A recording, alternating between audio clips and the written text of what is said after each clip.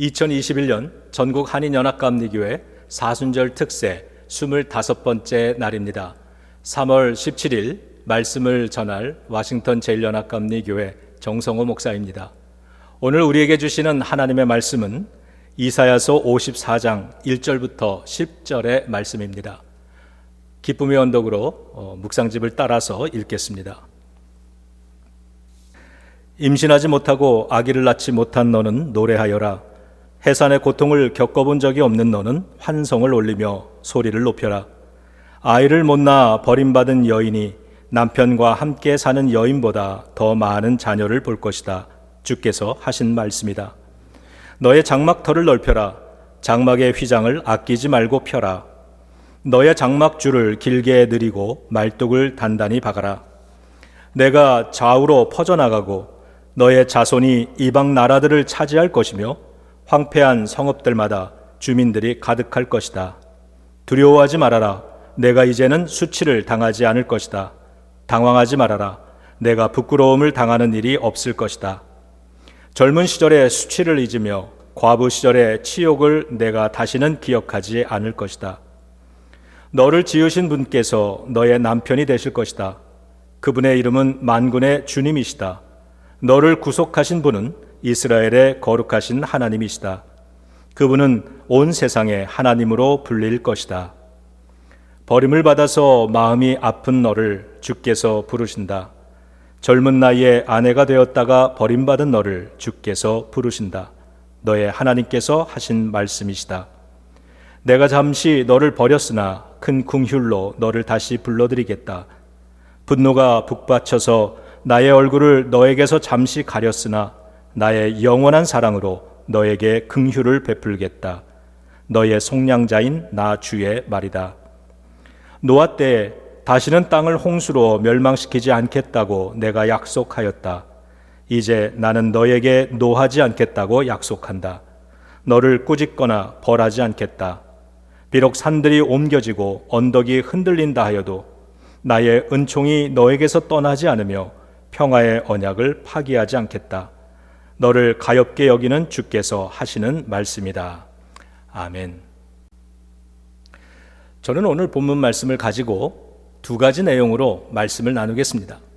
첫째는 하나님이 하시는 일이고, 둘째는 우리가 해야 하는 일입니다. 오늘도 진리의 성령님께서 친히 말씀하시고 깨닫게 하시고 생각나게 해 주시기를 기원합니다.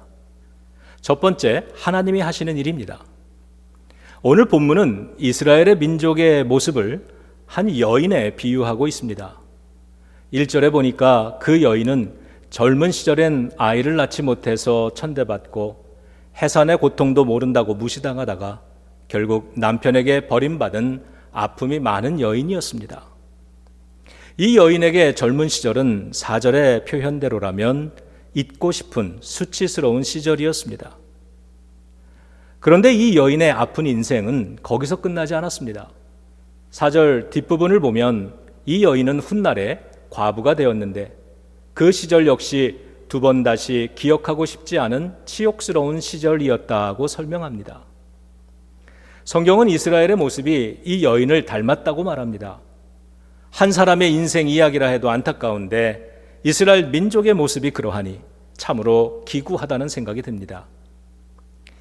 이스라엘이 그토록 잊고 싶어하는 수치스러운 젊은 시절이란 430년 동안 이집트에서 종살이했던 시절이고요. 과부 시절이란 70년 동안 바벨론의 포로로 끌려가 있는 현재를 뜻합니다. 이 두 역사는 이스라엘에게 있어서 가장 어둡고 고통스럽고 부끄러운 역사였습니다. 그런데 흥미로운 건 성경이 현재의 역사를 기록하면서 과부 시절이라고 표현하고 있다는 겁니다. 돌아가신 저의 외할머니는 젊은 나이에 일제시대가 시작되자 남편 따라 만주로 피난 가셨는데 해방이 되어서 다시 고국으로 돌아오셨지만 6.25 전쟁이 일어나면서 외할아버지가 순교하시는 바람에 30대의 젊은 나이에 과부가 되셨던 분입니다. 제 기억 속의 외할머니의 모습은 항상 외로워 보였습니다. 많은 자손들이 아무리 잘해드려도 삶에 남편의 빈자리가 있으셨습니다. 다른 것으로는 메꿀 수 없는 자리였습니다. 성경이 이스라엘의 모습을 과부로 비유하고 있는 것도 그런 의미입니다. 남편 되시는 하나님을 잃어버려서 그들의 역사에는 메꿀 수 없는 빈자리가 생겼던 것입니다. 그리고 그 빈자리에는 어김없이 고통이 스며들었는데 그것이 바벨론이었습니다. 우리와 우리 자손들의 인생에서는 하나님을 잃어버리는 순간이 없기를 주님의 이름으로 축원합니다. 다행스럽게도 본문의 이야기는 여기서 끝나지 않았습니다. 정죄받은 스토리, 실패한 삶에 대한 넋두리와 신세한탄의 스토리로 끝날 뻔했던 이스라엘에게 하나님은 은혜를 베풀기 시작하셨습니다. 반전이 일어납니다. 그래서 저는 우리 믿음의 인생에도 하나님이 만들어주시는 반전이 있다고 믿습니다. 자, 4절을 함께 읽겠습니다.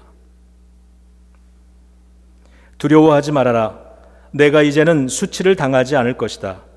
당황하지 말아라. 내가 부끄러움을 당하는 일이 없을 것이다. 젊은 시절의 수치를 잊으며 과부 시절의 치욕을 내가 다시는 기억하지 않을 것이다. 아멘. 4절은 이스라엘 역사의 가장 어둡고 고통스러운 이야기와 가장 밝고 소망적인 하나님 은혜의 이야기를 동시에 담고 있습니다. 가장 어려울 때 가장 큰 하나님의 은혜를 보았다는 것입니다. 여러분의 인생에도 수많은 4절의 기록들이 있으실 줄로 압니다. 가장 어두운 시절을 되돌아보면 거기엔 항상 하나님의 은혜의 이야기도 담겨져 있을 것입니다. 그래서 여러분 인생의 4절은 하나님의 은혜가 아니면 설명될 수 없는 이야기입니다. 그것을 알기에 오늘 이 아침에도 하나님의 은혜를 붙들고자 예배의 자리로 나오신 줄로 믿습니다.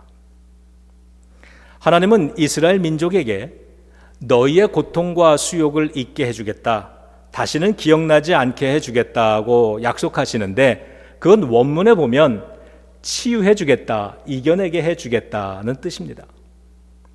포로 생활에 매여 있던 이스라엘 민족에게 들려졌던 그 음성은 사망에 매여 무덤 속에 있던 나사로에게는 무덤에서 나오라, 풀어놓아 다니게 하라는 예수님의 음성으로 들려졌고, 오늘 우리들을 향해서는 특세의 주제인 솟아오르라, rise up으로 들려지는 것입니다.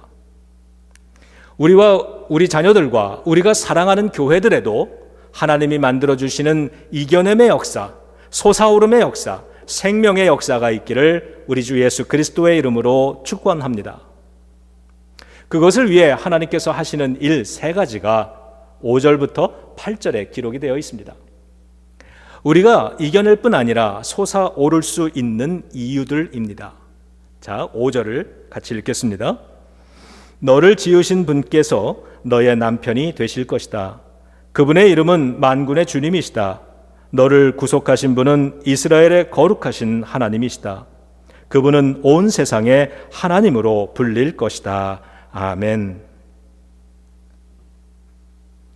이겨냄이 가능한 첫 번째 이유는 하나님이 남편 되어 주시기 때문입니다. 남편이 없어서 고통을 당하고 있는 이스라엘입니다. 남편을 영원히 잃어버린 줄 알았는데 그런 이스라엘에게 하나님은 다시 남편이 되어 주시겠다 하십니다. 이제 만물의 주인이신 하나님, 거룩하신 구속자 하나님이 남편이 되어 주십니다. 그러므로 이제부터는 혼자가 아닌 것입니다. 하나님이 함께 하시기 때문에 고통스러운 역사를 이겨낼 수 있게 되었습니다. 우리에게도 하나님을 회복하는 것이 모든 이겨냄과 솟아오름의 출발이 되는 줄로 믿습니다. 6절과 7절 읽겠습니다. 버림을 받아서 마음이 아픈 너를 주께서 부르신다. 젊은 나이에 아내가 되었다가 버림받은 너를 주께서 부르신다. 너의 하나님께서 하신 말씀이시다.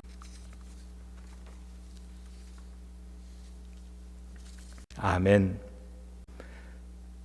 이겨냄이 가능한 이유 2번째는 하나님이 다시 불러주시기 때문입니다.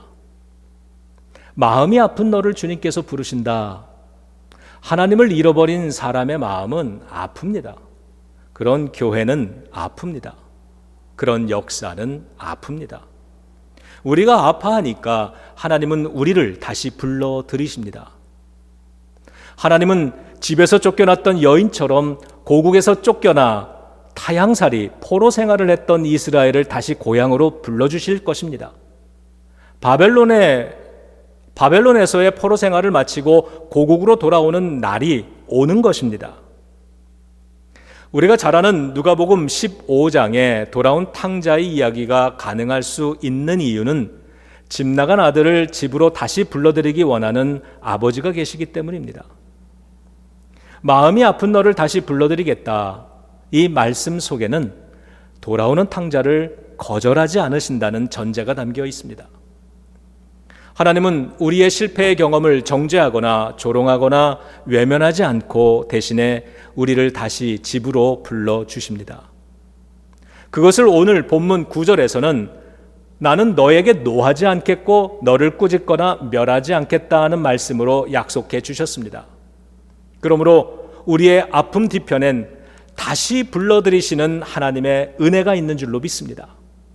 그래서 우리는 상실의 경험, 아픔의 경험, 부끄러움의 경험, 비참의 경험, 실패의 경험을 다시 불러들이시는 하나님의 은혜의 체험으로 발전시킬 수 있는 것입니다. 그것이 이김의 경험입니다. 예수님의 십자가는 부끄러운 우리의 죄의 스토리를 구원의 스토리로 바꿔 주셨습니다. 십자가는 죄로 실패했던 우리를 다시 불러주시는 하나님 체험이죠. 그러므로 과거의 상처 혹은 나태했던 믿음에 머물러 있지 않고 다시 불러주시는 하나님 아버지가 계시는 집으로 돌아가는 경험이 있어야 합니다. 치유되지 않은 상처는 고통으로 남지만 치유된 상처는 은혜의 스토리로 남을 수 있습니다. 하나님의 치유의 경험이 없는 상처는 원망으로 남지만 하나님이 주시는 회복의 경험이 있는 상처는 간증으로 남을 수 있습니다. 그러므로 때로는 상처를 받지 않는 것보다 중요한 건 받은 상처에 하나님의 은혜를 담아 성숙됨의 기회로 만드는 것이죠. 인생에는요, 기도하지 않고는 감당할 수 없어서 엎드려 기도할 수밖에 없는 일들이 있죠. 그래서 엎드리는 이 아침을 통해 하나님은 은혜로 불러주시고 위로로 불러주시고 치유로 불러주실 줄로 믿습니다. 자, 8절입니다. 분노가 북받쳐서 나의 얼굴을 너에게서 잠시 가렸으나 나의 영원한 사랑으로 너에게 긍휼을 베풀겠다. 너의 속량자인 나 주의 말이다. 아멘. 이겨냄이 가능한 이유 세 번째는 하나님이 영원한 사랑을 베풀어 주시기 때문입니다. 제가 이 여인이라면 제가 가장 두려워하고 불안해하는 일은 또다시 버림받는 것입니다. 그런 저에게 하나님은 영원한 사랑을 주시겠다고 약속해 주셨습니다. 살면서 가지는 불안과 두려움은 영원한 사랑의 하나님 경험을 통해서 이겨낼 수 있습니다. 그래도 또 두려워지면 저는 10절을 기억해 보고자 합니다. 비록 산들이 옮겨지고 언덕이 흔들린다 하여도 나의 은총이 너에게서 떠나지 않으며 평화의 언약을 파기하지 않겠다. 이상의 세 가지 이유들의 공통점은 하나님의 회복입니다. 하나님을 잃어버려서 생긴 빈자리는 하나님이 아닌 다른 것으로는 결코 메꿀 수 없는 것입니다. 신학자 폴 틸레이는 The Courage to Be, 존재의 용기라는 책에서 인간의 불안을 세 가지로 이야기했는데 첫째는 죽음에 대한 불안, 두 번째는 무의미함에 대한 불안, 그리고 세 번째는 정죄당함의 불안이라고 했습니다. 이 불안을 극복하기 위해 꼭 필요한 것은 우리를 존재하게 하는 더 큰 힘을 아는 것, 즉 하나님을 아는 것이라고 했습니다. 불안한 존재로 살아가는 것은 아픔의 경험입니다. 오늘 본문 속에서 이스라엘 민족에게는 아픔의 경험이 있습니다. 겉으로 보여지는 그 아픔의 원인은 여러 가지로 보여지지만 사실은 하나님을 상실한 까닭에 가지는 아픔이었다고 성경은 말씀합니다. 그렇게 하나님을 회복함으로만 치유될 수 있는 아픔입니다. 그리고 감사한 것은 하나님을 회복할 수 있었던 이유는 하나님이 친히 남편이 되어 주시고 다시 불러주시고 영원한 사랑을 약속해 주심으로 가능했다는 사실입니다. 우리가 믿는 하나님은 이런 하나님이십니다. 혹시 나에게도 하나님 결핍, 하나님의 부재로 인해 생긴 빈자리, 그로 인한 불안과 두려움과 아픔이 있지는 않은가를 점검해 봅니다. 그리고 그 결핍을 채워보려고 애쓰는 헛된 노력들은 무엇일까를 점검해 봅니다. 예배가 끝나고 개인 기도할 때 저는 그것을 위해 기도해 볼까 합니다. 하나님, 나를 찾아와 주세요. 내 부족한 의지와 믿음 때문에 나를 거절하지 마시고 나를 모른다 하지 마시고 나를 불러주세요. 지금까지 하나님께서 해주시는 일들을 보았다면 이제부터는 우리가 해야 하는 일들이 있습니다. 이겨내고 솟아오르게 해주시는 하나님의 약속을 믿는다면 이제부터 우리가 해야 할 일 두 가지가 있습니다. 자, 1절을 다 같이 읽겠습니다. 임신하지 못하고 아기를 낳지 못한 너는 노래하여라. 해산의 고통을 겪어본 적이 없는 너는 환성을 올리며 소리를 높여라. 아이를 못 낳아 버림받은 여인이 남편과 함께 사는 여인보다 더 많은 자녀를 볼 것이다. 주께서 하신 말씀이다. 아멘. 첫 번째로 우리는 노래를 불러야 합니다. 이 여인의 삶을 아프게 하는 원인은 아이를 낳지 못한 것과 과부가 된 것이었는데 이 문제들을 해결해 주신다고 약속을 하시면서 하나님은 노래하라고 말씀하십니다. 노래하는 사람이 이기는 것입니다. 이스라엘은 바벨론 포로 생활이 너무 속상하고 억울하면 강변에 나가서 저 멀리 고향 쪽을 바라보며 노래를 불렀죠. 그게 시편 137편입니다. 성도들도 또 우리 목사들도 괴로운 일을 만나면 괴롭히는 사람이 있어서 교회 생활, 목회 생활 못할 것 같아지면 그때가 노래해야 할 때입니다. 은혜와 감사의 노래를 부르는 사람을 이길 수는 없습니다. 삶이 그들을 속일지라도 슬퍼하거나 노여워하지 말라.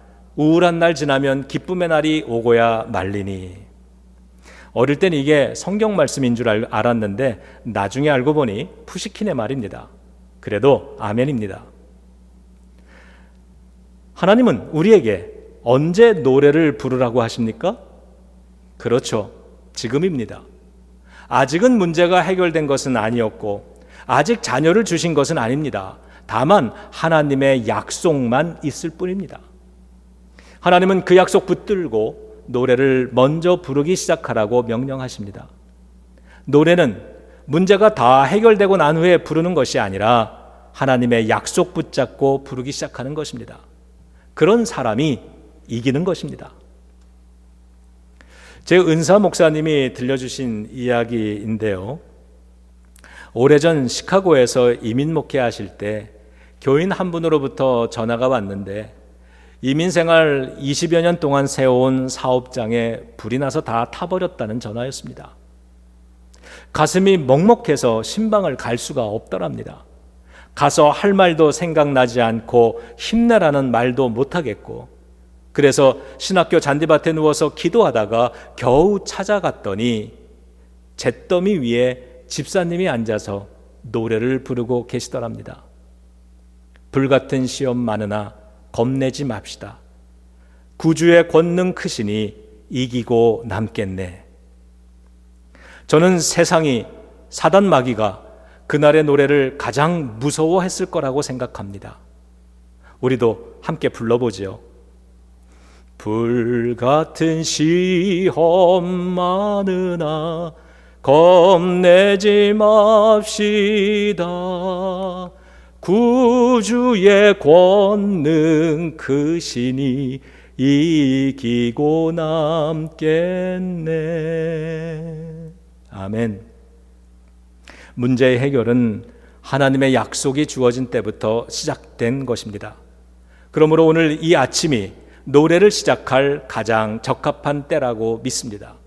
오늘 하나님의 약속의 말씀을 붙들고 노래 부르는 아침이 되시기를 주님의 이름으로 축원합니다. 자, 2절을 읽겠습니다. 너희 장막터를 넓혀라. 장막의 휘장을 아끼지 말고 펴라. 너의 장막줄을 길게 늘이고 말뚝을 단단히 박아라. 아멘. 두 번째로 우리는 장막의 터를 넓혀야 합니다. 앞으로 하나님께서 그 장막에 채워주실 많은 자녀들을 생각하면서 지금부터 장막의 천을 아끼지 말고 장막의 줄을 길게 늘어뜨리고 말뚝을 단단히 박으면서 하나님의 축복의 때를 준비해야 합니다. 하나님께 예배하는 시간이 아깝다고 말하지 말고 성경 읽고 기도하기에 시간이 부족하다 말하지 말고 하나님께 드리는 예물과 헌신에 인색하지 말아야 합니다. 그런 건 장막의 터를 넓히는 기쁨과 소망을 모르는 사람들이 하는 일입니다. 나중에 형편이 좋아지면 그때 가서 열심히 교회 생활 하겠다고 말하는 교인들은 장막의 터를 넓히는 방법을 모르는 것입니다. 우리가 노래를 부르고 장막의 터를 넓히는 이 두 가지를 실천하면 우리는 3절을 놓치지 않게 될 것입니다. 소망을 가지고 큰 소리로 읽겠습니다. 내가 좌우로 퍼져나가고 너의 자손이 이방 나라들을 차지할 것이며 황폐한 성읍들마다 주민들이 가득할 것이다. 아멘. 아멘. 오늘의 말씀을 마무리하겠습니다. 하나님을 잃어버린 까닭에 예루살렘 성전은 파괴되었고 도시는 황폐되었습니다. 사람들은 바벨론의 포로로 끌려갔습니다. 거룩한 시온이 공터가 되었습니다. 부끄러운 절망의 역사입니다. 그러나 하나님은 그들을 다시 만나 주셨고 다시 솟아오르는 기회를 주셨습니다. 이것은 하나님이 하시는 은혜의 일입니다. 하나님을 회복하고 고국으로 돌아온 이스라엘은 새로워졌습니다. 돌아와서 예루살렘 성전을 다시 재건하고 그 이후로 그들은 오래된 고질적인 문제였던 우상 섬김을 끝냈습니다. Rise up, 솟아오른 것입니다. 이것은 이스라엘이 하나님의 은혜에 반응하여 한 일이었습니다. 사랑하는 성도 여러분, 사랑하는 믿음의 가족 여러분, 하나님의 약속은 이렇듯 반드시 이루어집니다.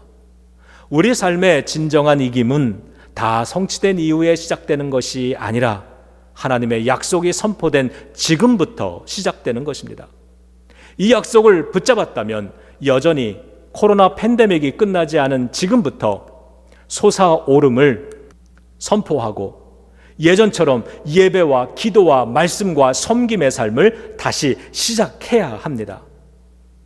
우리가 그 모습을 보여드리면 하나님은 너희 교회가 노래를 부르고 있구나, 너희가 장막터를 넓히고 있구나 말씀해 주실 줄로 믿습니다. 마지막 10절을 읽어드리고 마치겠습니다. 비록 산들이 옮겨지고 언덕이 흔들린다 하여도 나의 은총이 너에게서 떠나지 않으며 평화의 언약을 파기하지 않겠다. 아멘. 하나님의 이 약속을 가슴에 품고 오늘도 주 안에서 승리하시기를 우리 주 예수 그리스도의 이름으로 축원합니다.